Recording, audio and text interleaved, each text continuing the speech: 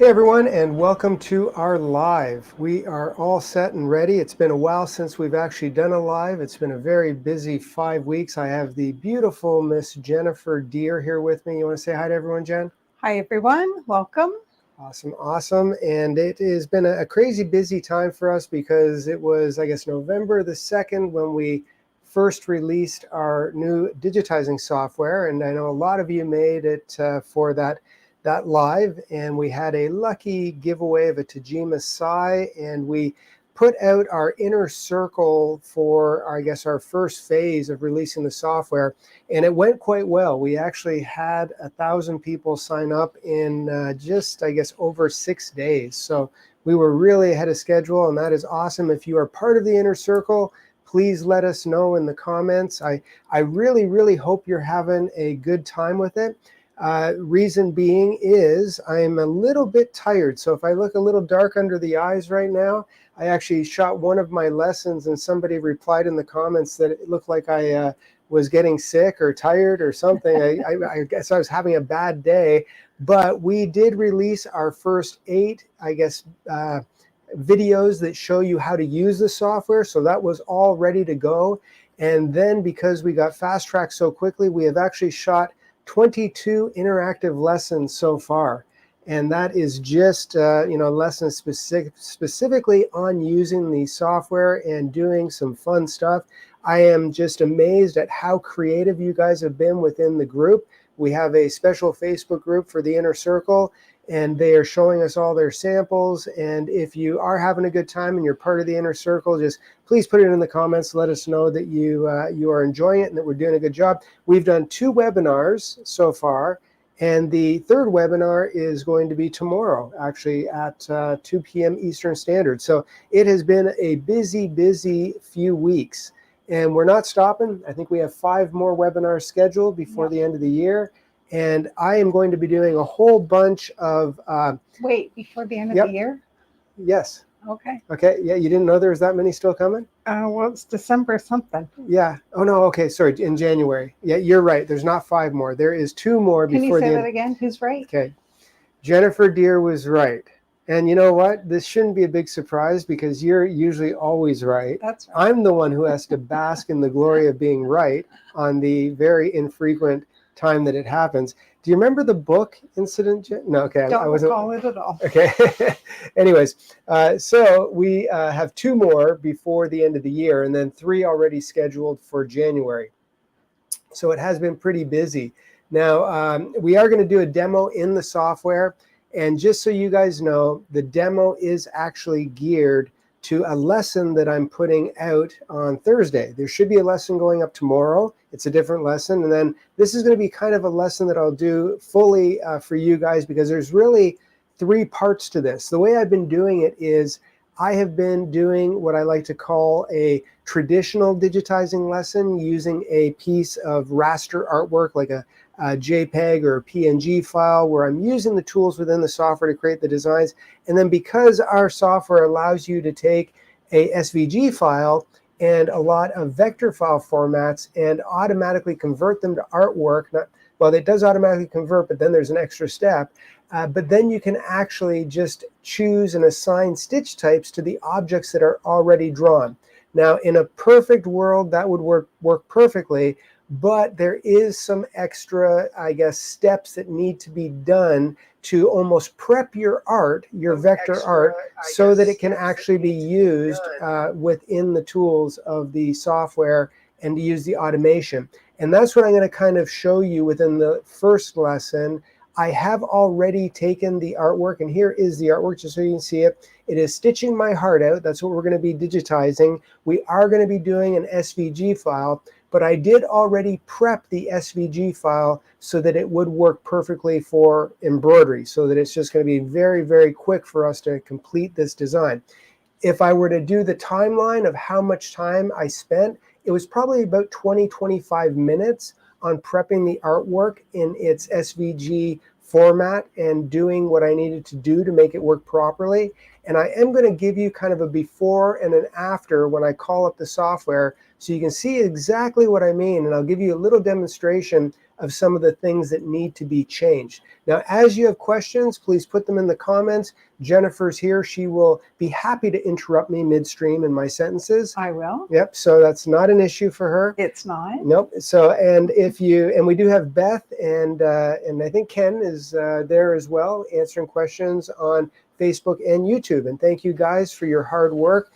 This really has been a collective effort, as well as all of our admins and the other people who have been providing lessons as well. So this has been lots and lots of fun over the last 5 weeks. So let me call up the software, and I'm going to show you exactly how we are going to do this.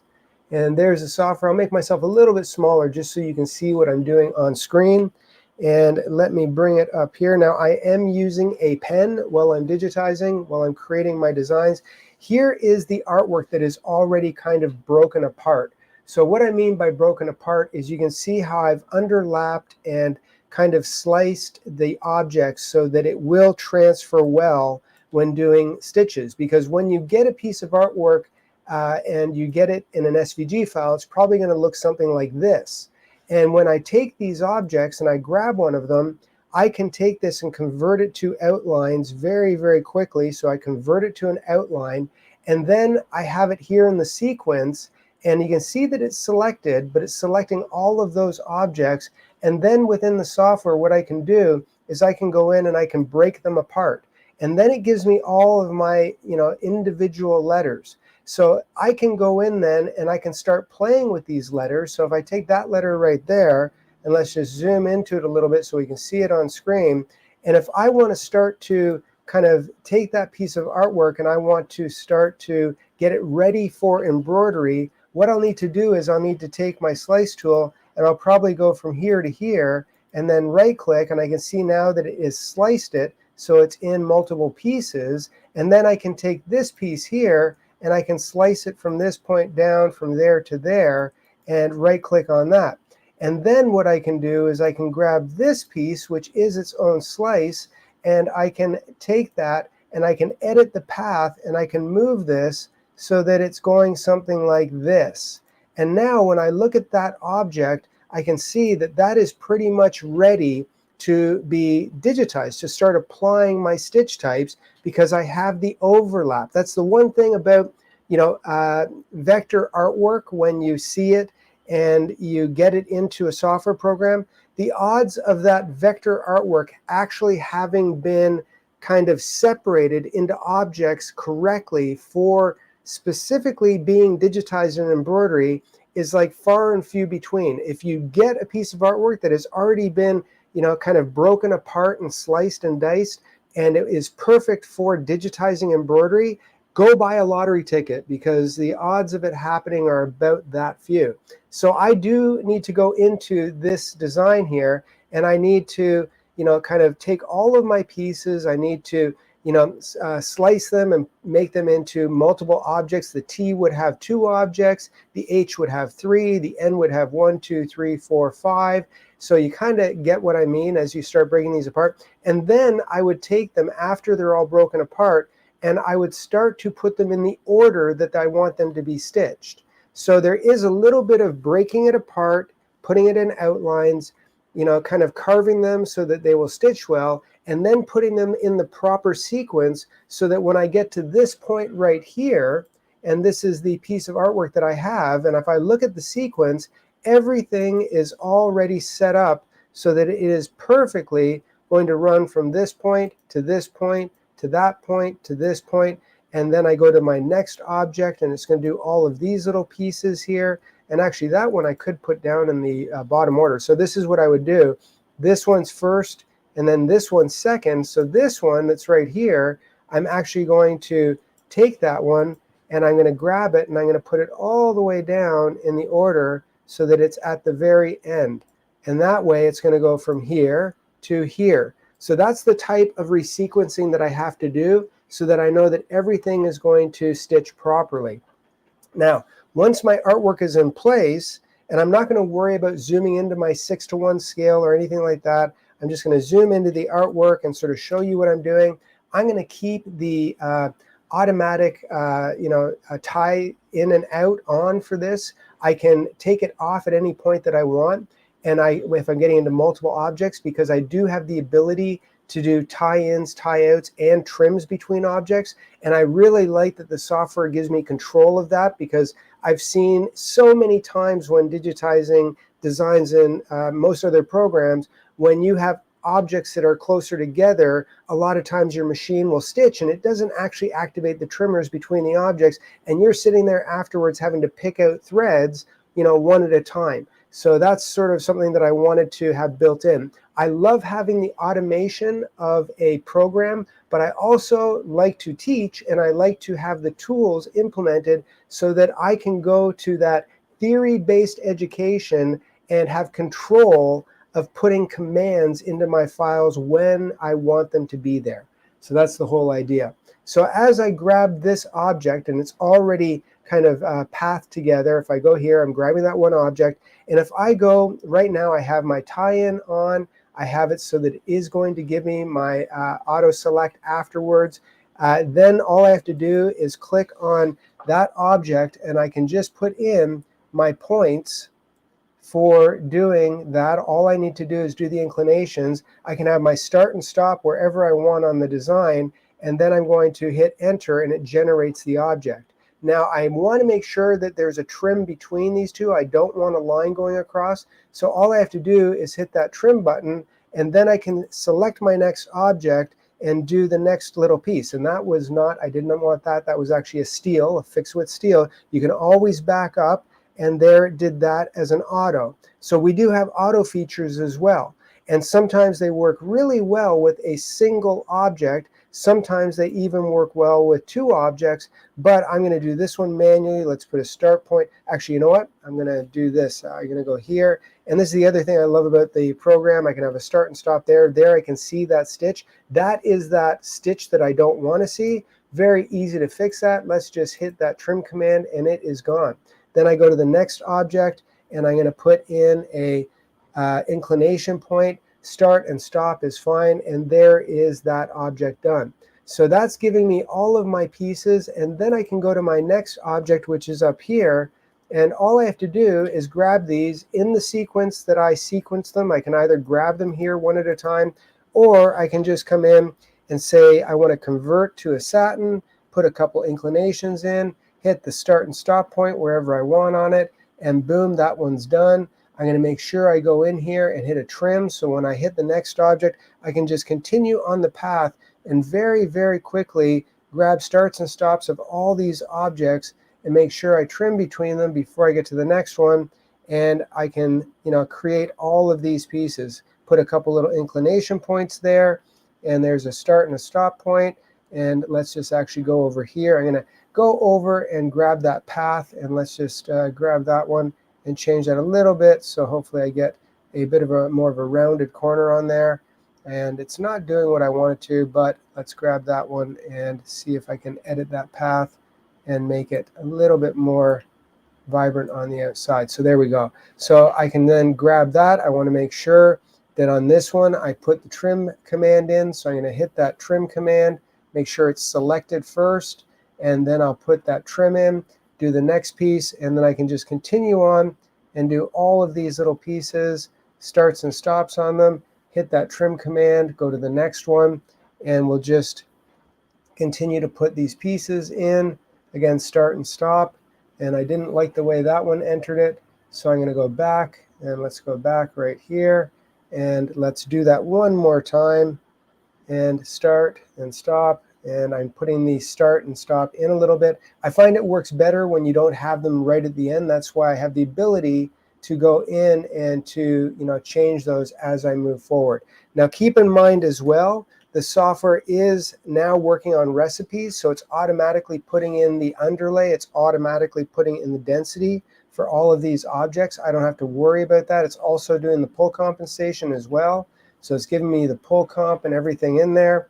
And then I'll just continue on and grab all these little points, change my starts and stops, put in my trims in between. And I could choose it. Oh, didn't want to do that one. That was actually a fill. I hit it prematurely, so let's grab it again. Just going to grab that one right there. put a satin in, and then we'll do that start and stop, and we'll continue on and do trims in between. Keeping in mind, if I didn't do a trim between each one, it would just leave a stitch going from one to the other that I would potentially have to go in and edit out afterwards. So it's just giving me all these little pieces very, very quickly. Let's grab this one here, do this one, and I'm going to pan up so I can just hit the space bar and pan, and then I'm going to select that object, and let's put a satin stitch in just like that. Start and stop and trim in between each one. So there's my trim. Then I'm going to come here, just continue on, do these, and then I can see that I am going to actually go back here because I did not like that inclination. So I'm going to change the inclination of that one, and let's just change that like that.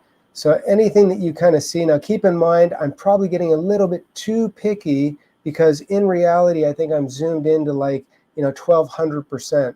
So if you kind of see something that looks like maybe not 100% perfect, it's because, 6:1 is actually not as zoomed in as this is. I'm just, zooming in so that you guys can see it on screen properly for the demonstration. So now I just take that one, put a trim in, and continue on the path. Any questions, Jennifer, while I just go through this and select these? Well, I don't see any questions yet. Awesome. Okay. I guess if those lines were a lot closer together, obviously you would not be trimming, you would be doing Yes, a I join. could join between, and we do have hotkeys set up in the software. That I'm not going to get into that, but we can very, very quickly switch between a satin stitch, a run stitch. So as I'm traveling through objects, I don't even have to go to my widget over here and start grabbing things. I can actually go in and hit the number 1 key for a run, number 2 for a classic, number 3 for a regular satin. So it makes it very, very quick to actually create and digitize objects. And that's the whole thing. I mean, we really are building this program, from a theory-based environment so that when we're done, because we're still in the beta mode, but when we're done, it's going to definitely be built for speed. That is our goal, is to build this for speed. Karen says that she's done a lot of the lessons in the inner circle, and she's found the normal way of digitizing letters is faster than the SVG. I would agree with you. And that's why in every single lesson that I've done, that I've personally done so far, not everyone, sorry, there's been some sketchwork lessons that I've done as well, but I am actually showing people how to do it both ways. And I will be getting in future lessons to show how sometimes it's going to be even better. If you have an SVG file and you have the ability, and I'll just stop here and explain something real quick. If you have the ability to actually choose the things that you want to do automatically and then do other things manually, then you have the best of both worlds, because some objects can be created quicker using SVG and some can be quicker doing manual digitizing tools. But I want everybody, as they're learning this program, to know almost systematically how to do it both ways. Because if you know how to do it both ways, and if you know which way on which object is going to be slower or faster, you're making that assessment, and then it's going to speed you up. So sometimes you have to feel a little bit of pain so you understand the process of why to do things and when, when to and when not to do things. That's really why I'm having people do both. It's not that I want to torture you. It's that I want you to understand the theory. And torturing you is kind of fun too. But anyways, did I say that out loud? So there's all of my objects there. Now I'm going to come here and I'm going to go back a little bit, and let's just go back and grab that one object, because right now I can take this entire piece, and this is the next object in my sequence. If I actually go here, I can see that the next object in my sequence is going to be this one little border right here going around the outside. Is it? Hold on, right here. Well, I'm going to do it anyways. Yep, right there. Okay. So now all I have to do is say I want this to be a satin stitch, and I put in my inclination points for this. Just do a couple all the way around like this. One here, one here, one here, one here, one up here, one over here, a couple over there. And then I can just do my start and stop, which are fine. and boom, that is done. And if I want to modify something, I could actually change it at the end, but to be quite honest, that's going to be just fine. And then if I look at the next objects, I can see that the next object in my sequence is going to be this heart way over here. So I'm just going to pan over to this heart, and I'm going to take that heart and I'm going to say, you know what, I'm going to do that as a regular satin as well. So let's just go from here to here and do a start and a stop. So start and stop on one side. And then I'm going to take that one. Let's do the same thing. And I'm going to do that as a satin. But I know, because this is going to be getting really long, you can see that it has a blank area in there. And that is because there is no, splicing going on in that satin. Those are over 12.1 millimeters. So while that's highlighted, I can just go over to my auto split. And if you want, you can have this set as a default to be on all the time. But if I'm auto splitting that heart, I might as well auto split this one, so they're going to look kind of the same. And now that that one's done, I can see that in my sequence, the next objects that I need to create are just these over here. So I'm just going to take this and we'll just move this out of the way a little bit. We'll come here, do a point and a point, start and stop. Let's start over here. Let's stop down there. And then I'm going to do this point next, do this one, and come here. And let's do a start and a stop, which is fine right there. This one I'm going to do here, and I'm just going to keep going around. Quick question. Yep. Chris is asking, is converting to outline better with SVG or other formats? Converting to outline, SVG or any of the other supplied formats. Like here within our vector formats, you have a Illustrator. It has to be version 8. You have the EMF, you have the WMF, Windows Media File, you have the SVG or the FCM files. So any one of those, I think in our kind of little industry of what we do with our designs, having SVGs are the most readily available. So they seem to be, if you have a cutter and you're part of the SVG groups, you have all kinds of different things. I'm just grabbing that heart and putting a trim on there so it gets rid of that line. But then I can very easily continue on and convert these. And again, I'm just following the inclinations, making sure that I'm going across. And let's do a start over here, stop over here. And then I can do this piece, and I'm just going to continue on and put my pieces in. Oops, didn't want that. Put my pieces in, and let's do a start over here, stop there. We do have a auto join tool, which I have to be honest, broke in the last version update that we were supposed to have out a couple days ago. So I'm not using that tool right now. I'm bypassing it, but it will be fixed for hopefully the next version that I do release to you guys. I have explained within our group that I do get all of the new builds, and then I and our core team, we test them out before we give them to you, because we don't want to give you something that's going to frustrate you. And once we are not frustrated, then I release it. So there were a couple little things that frustrated me, so we put that last build on a hold, and we will get it to you hopefully by the end of this week. That is the game plan. So the developers are wonderful. They are working with us incredibly quickly, considering how long these things normally would take. They are doing their very best to get us new builds and fixes on things faster than I've ever seen. Awesome. Let's do this one. And this has been a very exciting process for us with regards to developing the software. Pulse Tajima is an incredible company and incredible developers, and they have built this platform from the ground up for us. So they do make other software brands as well, obviously, but they have customized this specifically to how we wanted it to behave. So that has been the good part. So there's that piece done. So now if I look at this, this is going to be the next piece that I have, and I'm just going to pan over, and I'll do this in the sequence that I actually put it in the order, so I know that when I did this, I have done this piece, then this piece, then this piece.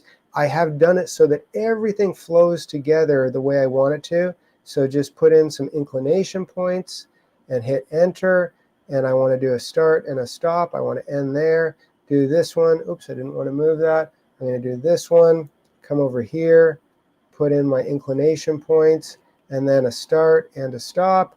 And then I'm going to do this one, inclination points, coming over here and doing this one all the way across there. Maybe just having, I'm going to pan down. I love our pan feature as well. That was built specifically so that you can pan very easily through designs. And then I'm going to do start, and I want to start over here, and I can see my stop must be down here, and I do not want it down there, so I'm going to put the stop right over here, and let's hit the enter button, and then I'm going to grab that little piece right there. So let's just grab this piece, and then I'm going to do that one, same deal, just come in here, do a little piece there. I want to make sure that I start and stop, and then do this little piece as I finish, and we are going to make sure that my start is there, stop is there, and that is fine. So that is really all I need to do there. And then this is super quick. I just go through these. I'm going to use the auto there. Boom, that's done. Actually, I don't like the inclinations at the end. I probably would get a little picky. So that's where, to be honest, if I look at how it created the little end pieces, because it's using the auto satin, really fun, fast tool, but I'm still going to go back here and put my inclination points in, because I find that it gives me exactly what I want as far as coming up to the ends nice and clean. And then I'm going to come over here, make sure that I do a tie in on that object, because I want it to trim, and I want to trim between every single piece. So let's do this one, come over here, and there's my start, there's my stop, come over here, and here is going to be the same thing right here, and there's start and stop. Make sure I put a trim, go to the next piece, this one here, inclination, inclination at the open ends, start and stop. I'm just going to make sure that I input trims. I could, if I wanted to spend more time, join these with a stitch in between, but for the sake of making this a very quick demonstration, and this will sew out fine because it does have a tie-in and a tie-off between all of these, so it will actually not give you any issues when you're creating this on the machine. And I know that because I did this earlier for the lesson that's going to be released, and I already have the stitch out done, so you guys are going to see it. You might notice there's a line there. I forgot to put my trim, but I can very, very quickly go in and add my trims wherever I want. Start and stop over here, grab the next piece, and there, start and stop. And let's do this one here, and do a start and stop. Grab this one, put the trim in, then do this one, and again, inclination points. And these are all done in the same order. Start and stop is fine. So let's go there. Let's make sure, and I don't like that one. I can see that there is a stitch over there. So I can very, very quickly come in here, tell it to edit the path, and I need to reverse these. I had them the wrong way. I didn't want that stitch that went over.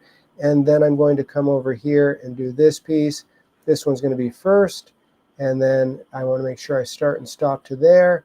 And that one I'm going to make sure I put a trim in afterwards, but I'll just continue on. 2 inclinations. I want a start and a stop, and then I'm going to do the next piece and continue on to do all of these, just starts and stops, and it creates all of the objects in the order that I want them to be embroidered. So super, super easy to create this. Start and stop is fine right there. Do this piece, and believe it or not, we are almost done this entire design. And there's start and stop. Make sure I put in a trim command right on there. Want a trim command right on there. So if I see that or see a line, it's visual, makes it very easy. And then this last little piece here, we're going to grab this G, do this one, and we are almost done. We have a couple more letters left to do. Easing into my corners, putting in all of my inclination points, hitting that enter. Start and stop is fine. Let's do this one, and number 1, let's do a start and a stop, and then number 2, let's go here, and I want to start and a stop. Number 3, let's do a, oops, come over through. If you ever don't click on an object that you thought that you wanted, you can always very, very quickly just change it. You don't have to try to select it again when you're putting in your inclinations. You just pick it up. So if I go here and then I accidentally go over there, I can always come back here and continue on. So you're never stuck. And during the process, you can always switch gears and change those inclinations very quickly. So Christine says she wishes she was as fast as you. it takes time, and that's what we're trying to do. I hope, I know everybody in the inner circle has started at different levels. Some of you guys are just like going super fast, and I've seen some of the stuff you're cranking out is amazing. Others are going at what might be considered a slower level, but you have to take into account that they may have started at a completely different place than the people who are going faster. And the way the education is set up is I don't want to leave anybody behind. I want to make sure that you, oops, didn't want to do that. Let's just undo that. I want to make sure that I teach you from the foundation. The webinars we're doing right now are theory-based webinars, and I'm actually using a PowerPoint that I came up with almost 25 years ago that I used to teach with, because theory is theory. It really hasn't changed that much. Gee, what's a PowerPoint? I know. Thank you. Another quick question. Yes. Is an oval done by just pulling the select frame? The circle cannot be pulled? You can go in, and because these are actually, and I won't get into this too much. Well, actually, I can. I'll call up something in a sec. I just want to put one more trim in here, and then I'll call up something that is kind of symmetrical here. Let's go out of 3D view. Let's go into my edit path.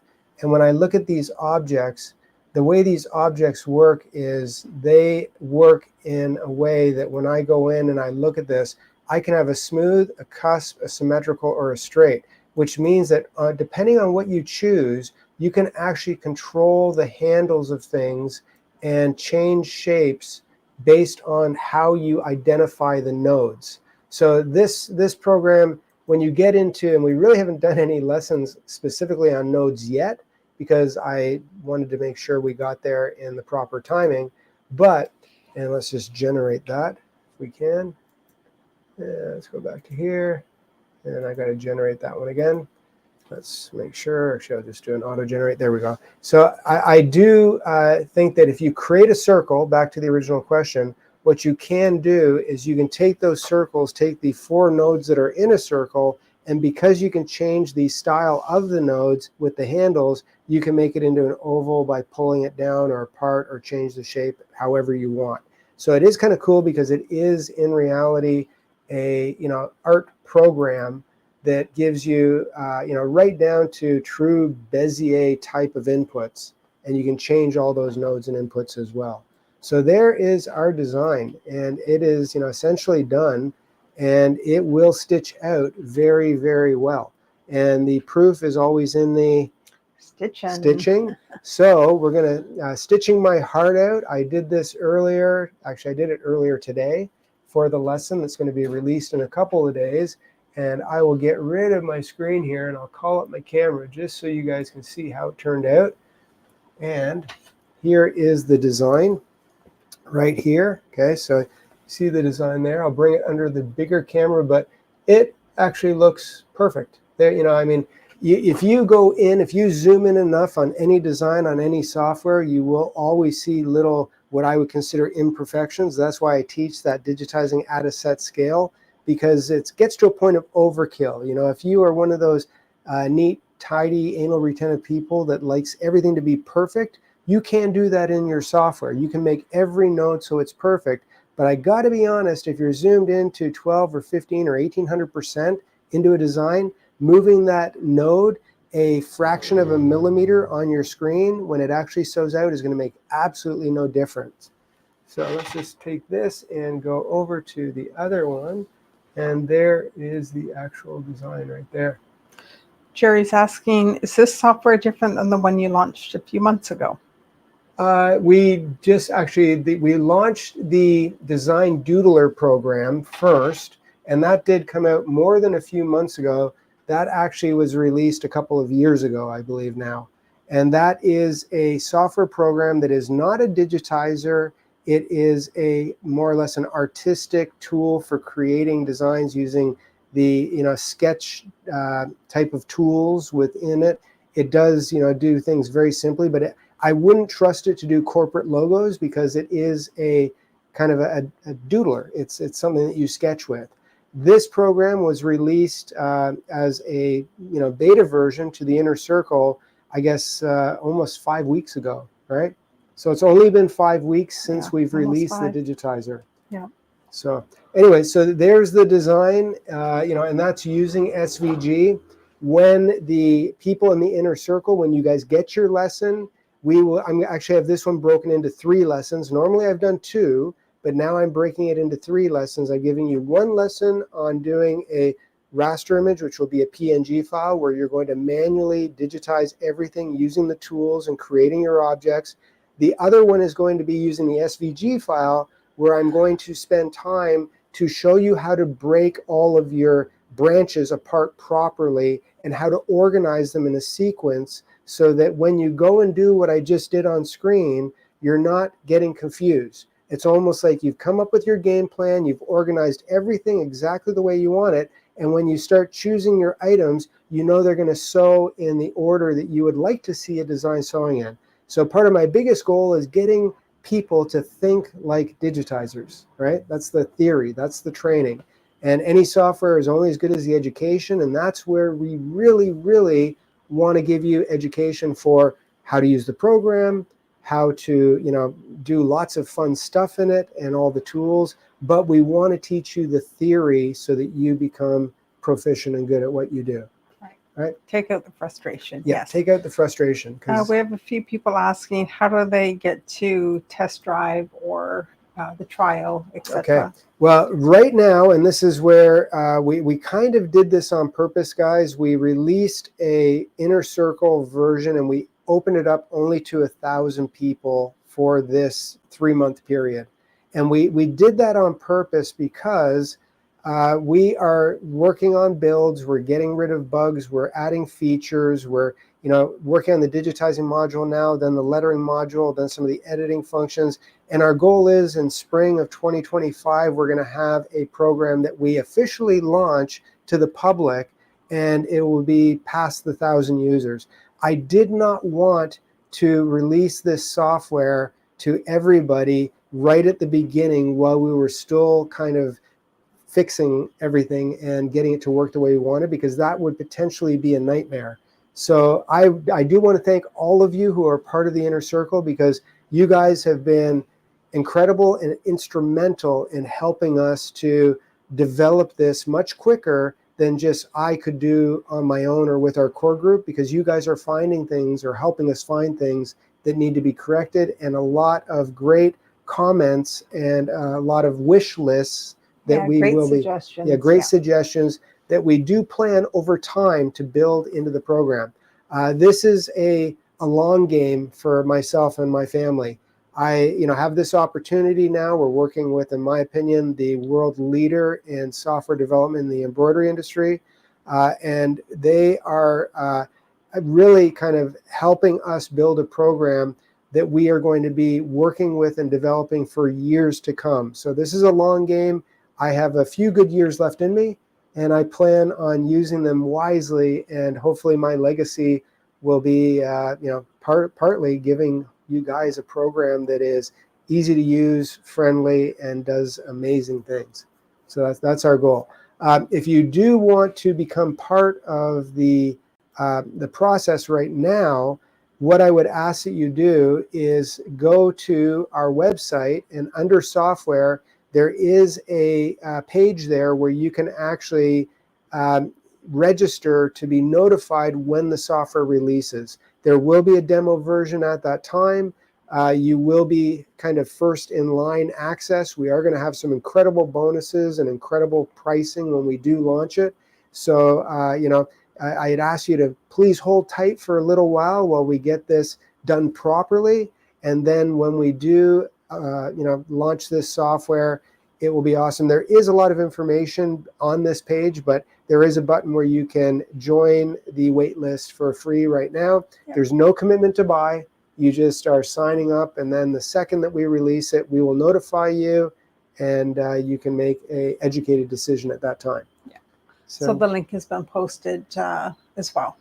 Awesome, awesome. So that is how we're doing it. If you did want to, what we are going to do, and actually Leanne did this. Leanne, a lot of you might have talked to Leanne. She is, I'd like to say, probably one of the heartbeats of our business, because she handles all the customer support, and she is just amazing and awesome.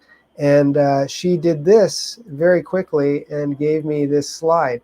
So she actually went into the program and she ended up doing a repeating pattern so for the VIP wait list. But that's in running stitches. Isn't that cool, Jen? Yeah. Considering she's not a digitizer. She's not a digitizer, but she did an awesome job, and we should stitch that out because it's a repeating pattern.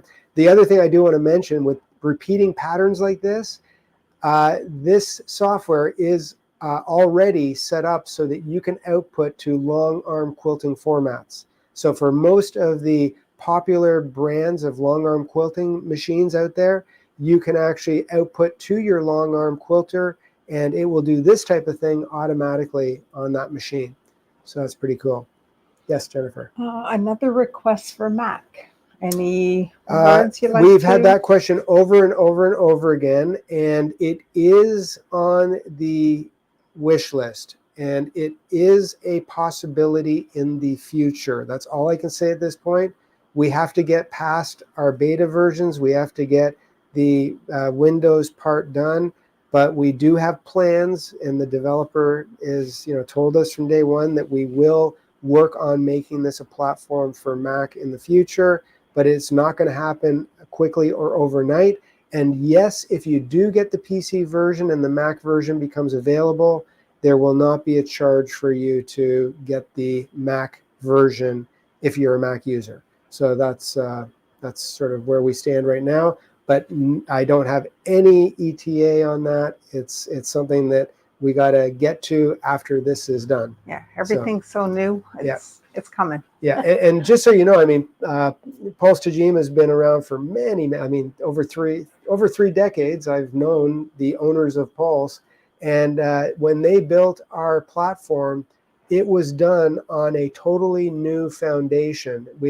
This was not something, and that's why it's been built to my personal specs, is because it's actually, obviously, a lot of the code is written within other programs, but it was built specifically on a new platform and developed specifically to the specifications that I wanted things to work in. So that's why it's taking a bit of time, and that's why the Inner Circle now knows this.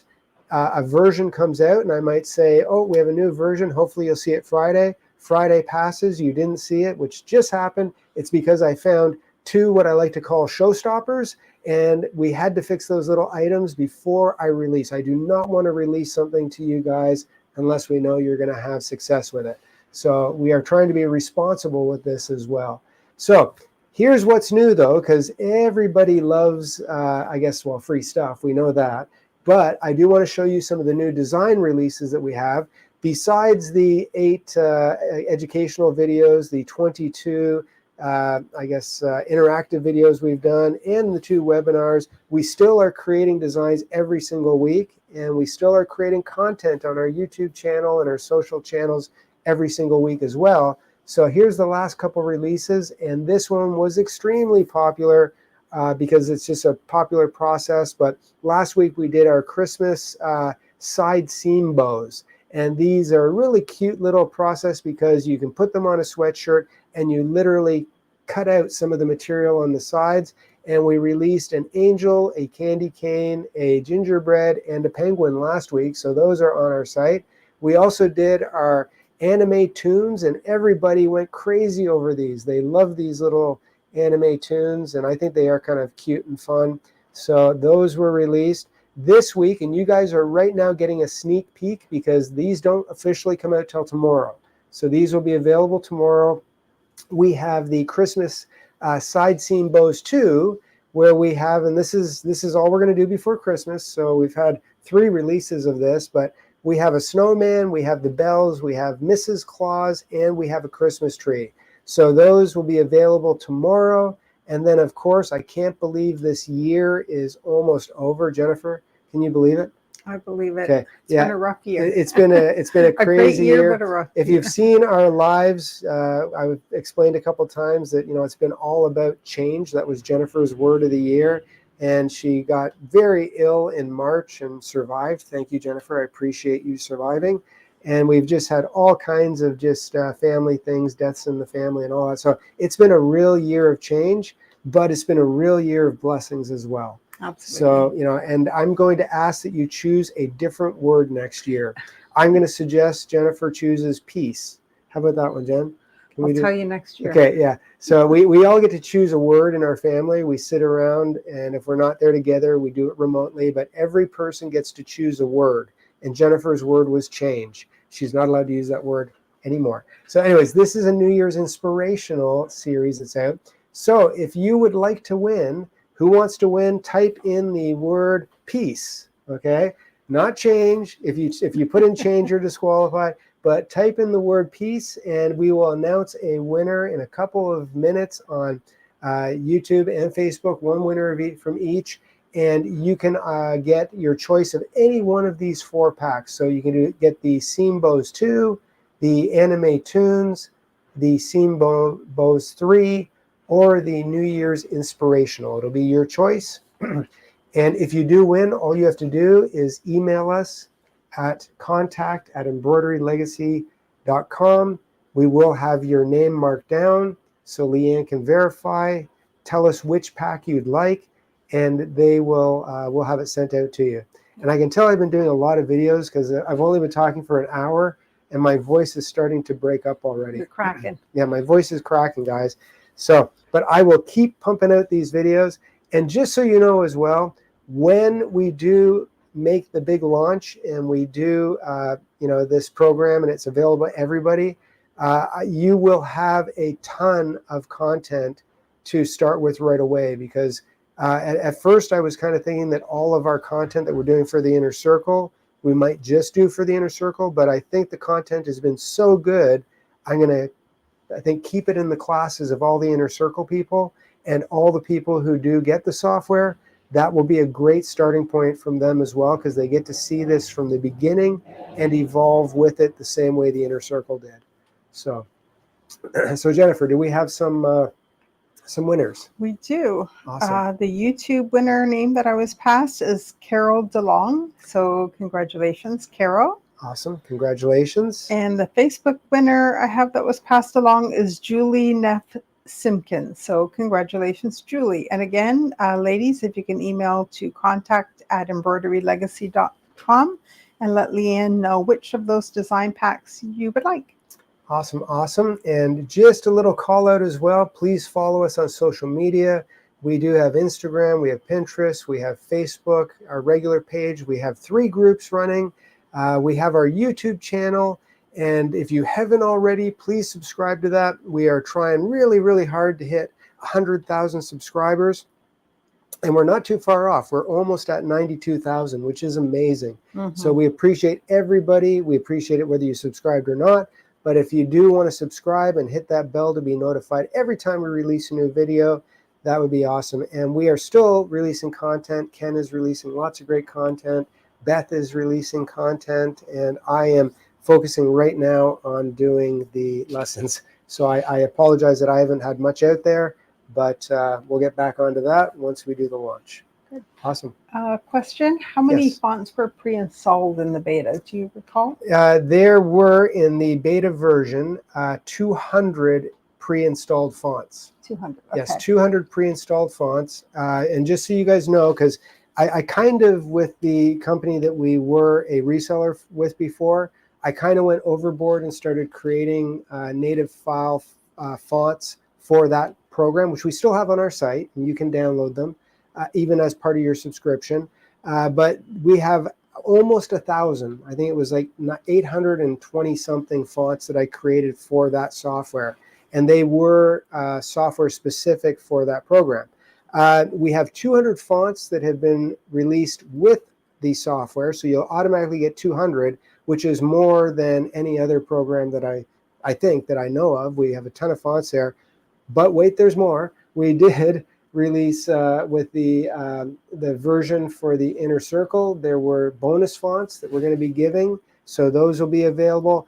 And I have already started creating more fonts for when the software does launch. So if I did 1,000 for a program that I was a reseller for, you can bet your bottom dollar that over time I'm going to have probably the largest database of fonts that is out there for any software program.